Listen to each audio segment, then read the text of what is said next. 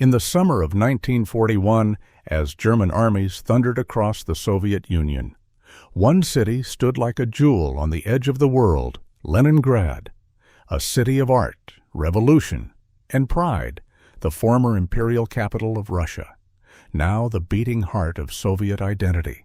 It was more than a city, it was a symbol, the city of Lenin, the cradle of the revolution.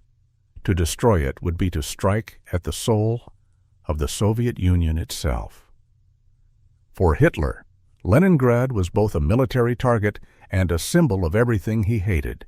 He wanted it erased, not captured, not occupied, but obliterated. He called it a nest of Bolshevism, a city of no military value, whose population should vanish. For Stalin, it was sacred ground. To lose Leningrad would be to lose the legacy of the revolution. It could not fall, no matter the cost.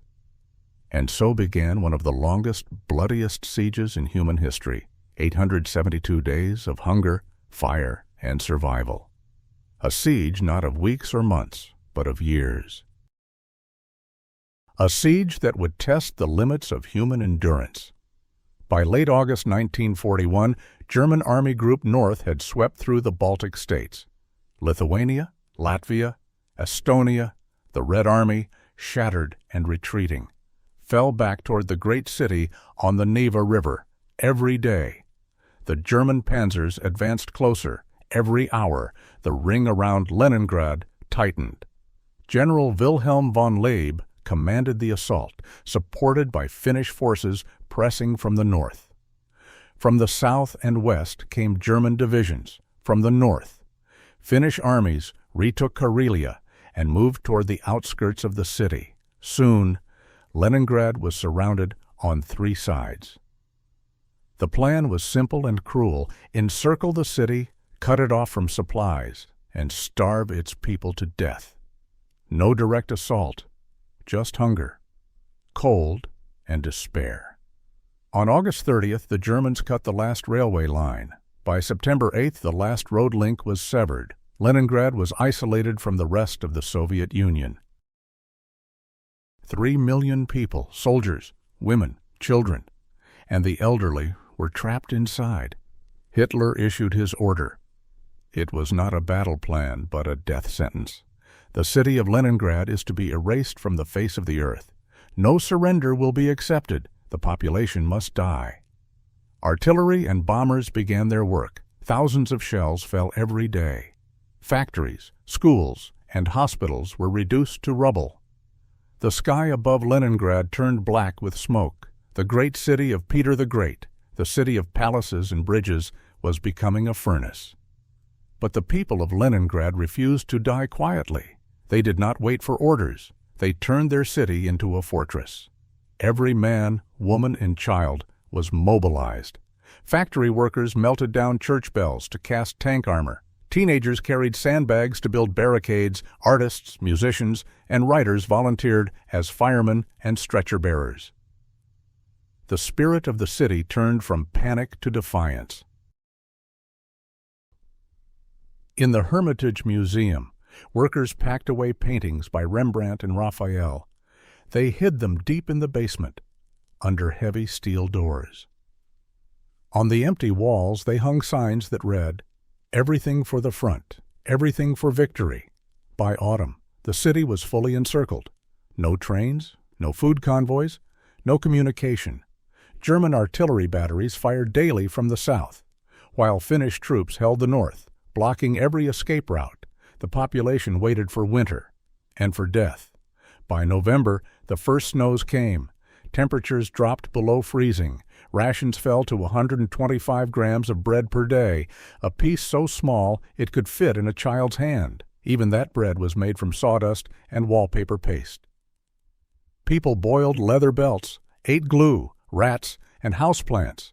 Cats and dogs vanished from the streets.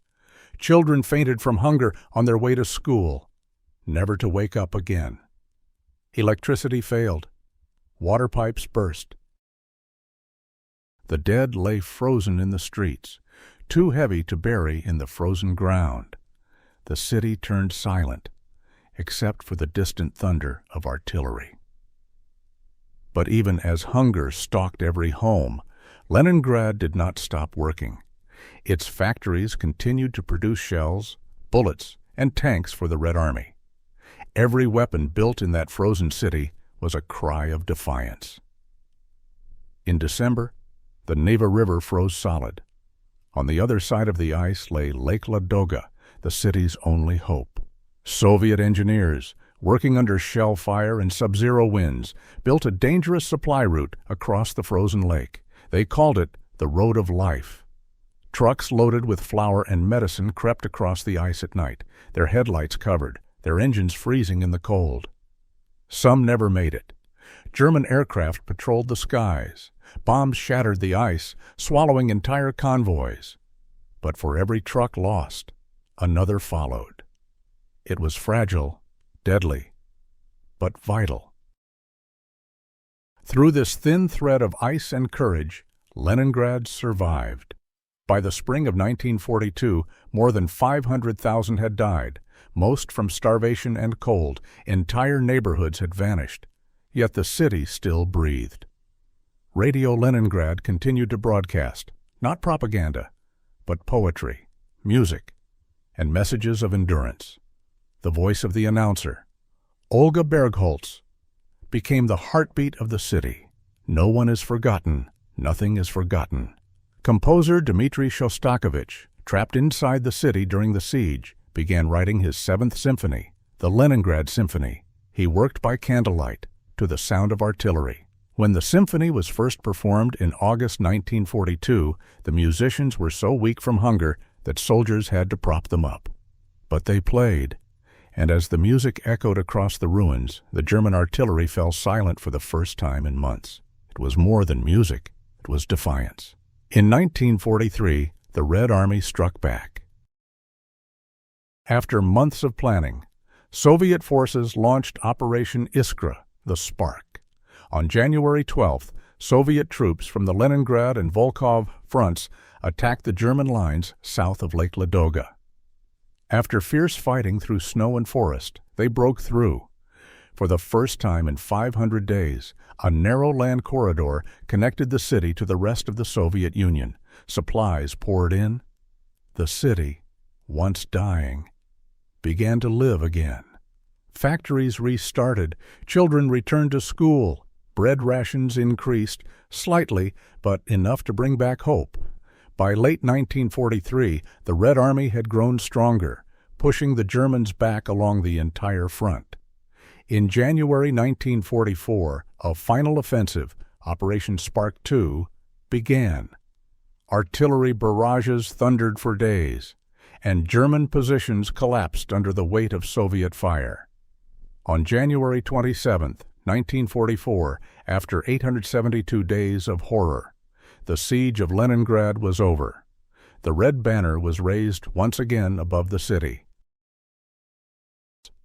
The price of survival was beyond comprehension.